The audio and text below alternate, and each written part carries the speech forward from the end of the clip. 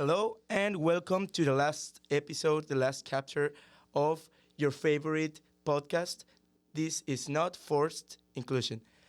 Today we have a special topic that is named Traditionalist Education Secularizes and Perpetuates Gender Stereotypes. So I want to ask to our partners if they're okay.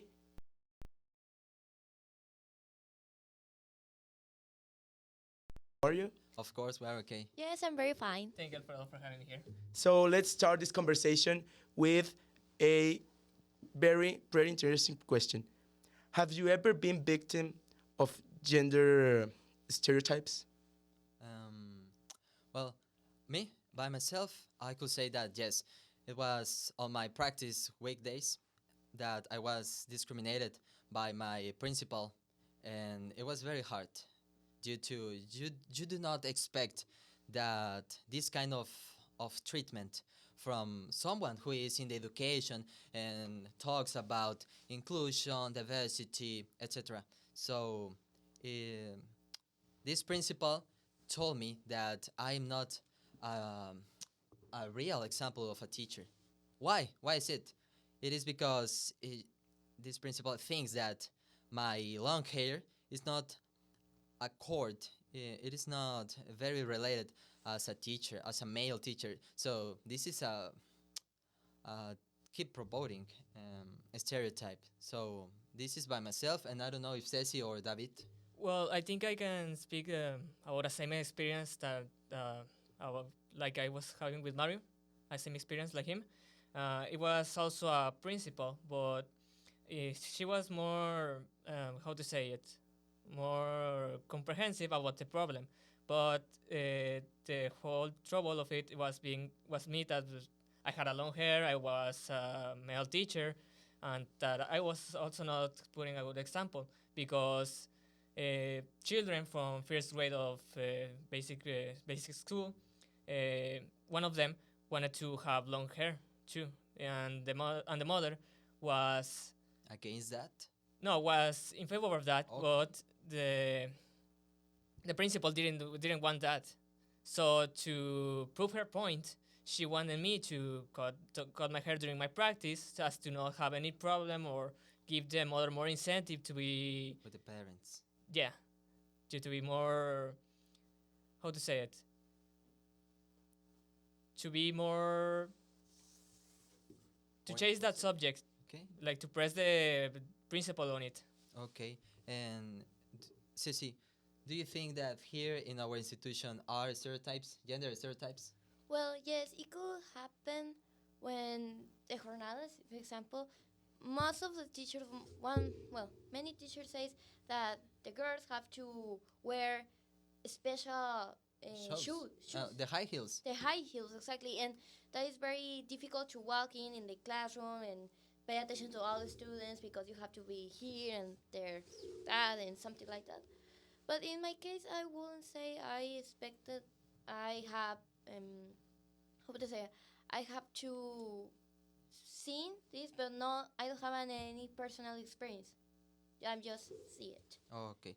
You only are a spectre. Yeah, fortunately, Fortunately, yes. I'm a spectrum. Yes, because it demoralized me myself because as I said before, it is not what you think or expect from a principal or a teacher. Um, and you, Alfredo?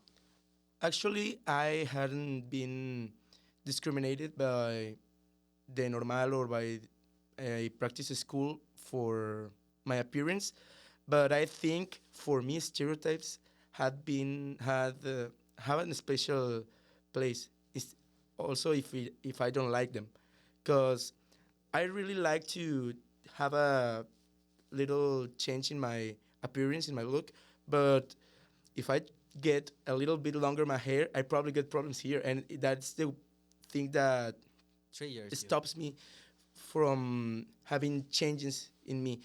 So I am not victim directly, but the stereotypes really affects myself. So Yes, in a yeah, psychological way. yeah, the society really involves you and say you what have to do, but just based on stereotypes. For example, the principal you have, he's basing just in stereotypes because the program, the syllabus says nothing about it, Yes, about it's how the totally teachers different. have to look physically. Yeah. Instead And of it, the syllabus talks about include everyone in the classroom. gender equity. Gender equity, that's the importance, because when we talk about long hair, it is a gender stereotype.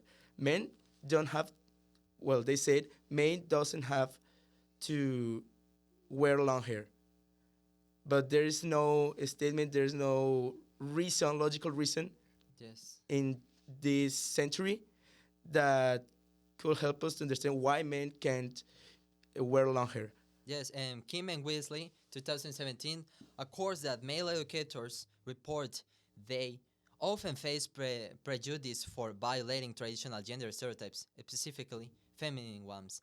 So, gender stereotypes are divided in four dimensions: the traits, the role behaviors, the physical characteristics, and occupation. So, David.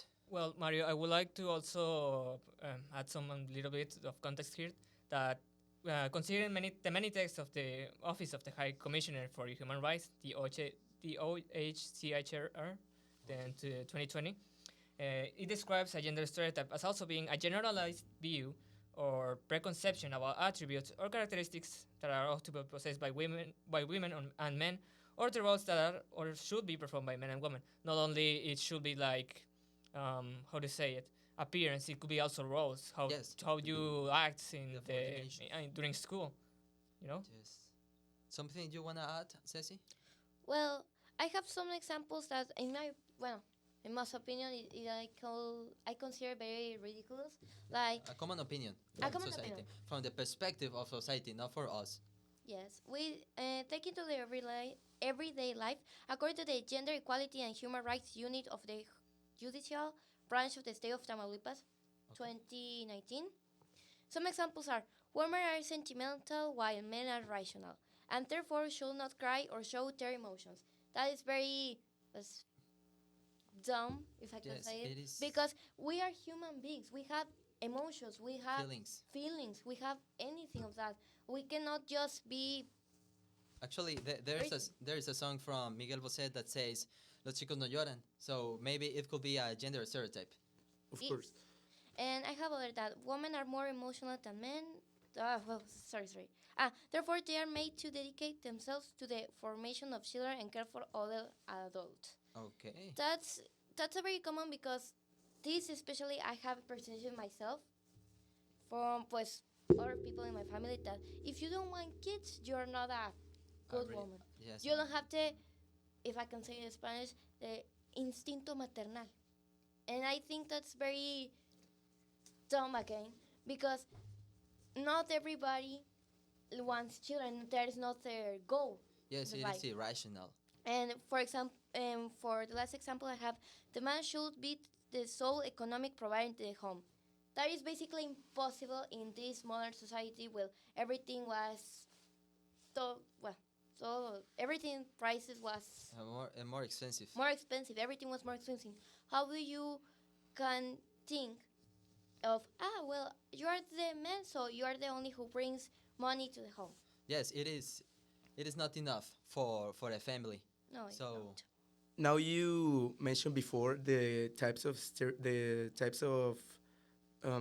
Paradigms, Hmm? stereotypes. yeah, you mentioned that one of those was occupation, and I just came to my mind the exclusion we have as men in these studies, in this career, because most of the people study here are women.